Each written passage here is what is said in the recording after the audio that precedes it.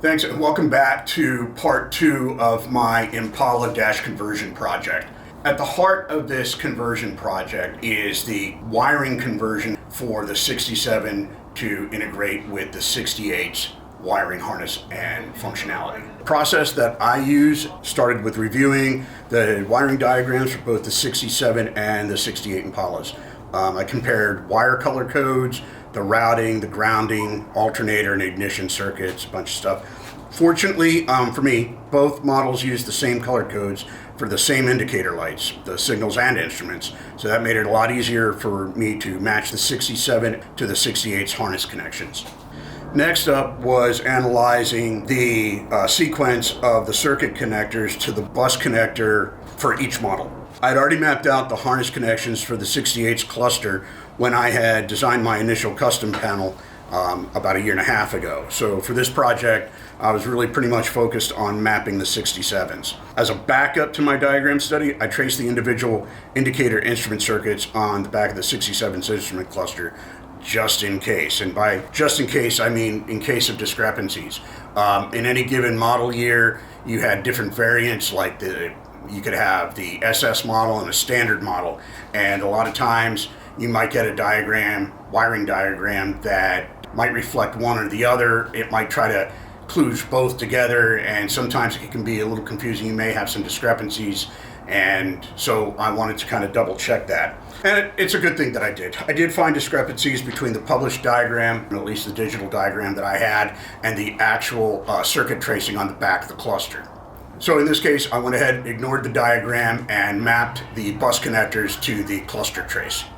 Once I had the bus connector mapped out, I ordered a replacement connector, which came with brass connector pieces, and began building out the harness connector, starting with laying out the individual wire lead.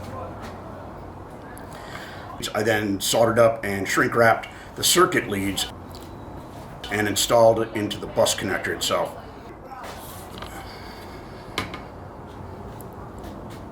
Once I got that bus connector completed, I then decided to do a quick function test of the cluster before final install.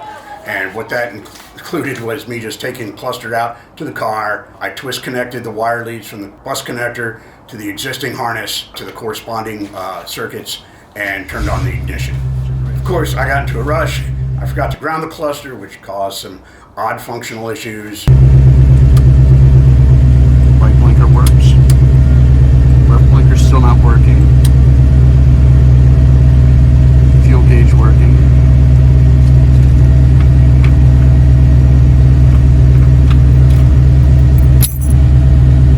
But for some reason, the car will not turn off when the key is disengaged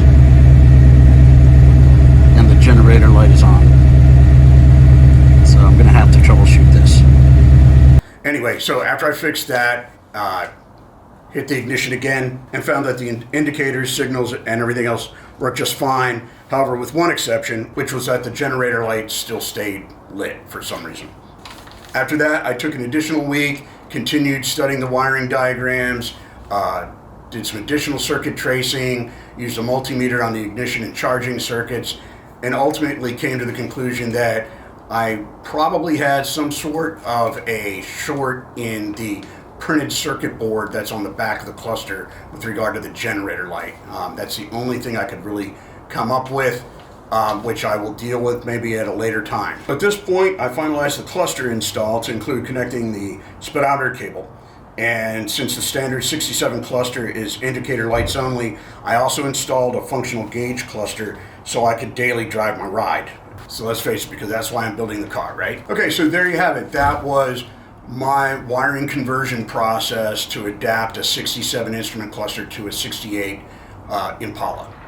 And yes, at the end, there were some slight discrepancies that remained. For example, the 67 instrument cluster is a bit larger than the 68 dash, and so the gauges themselves are a little bit oversized for the bezel, and there's a slight overhang on the lower driver's side.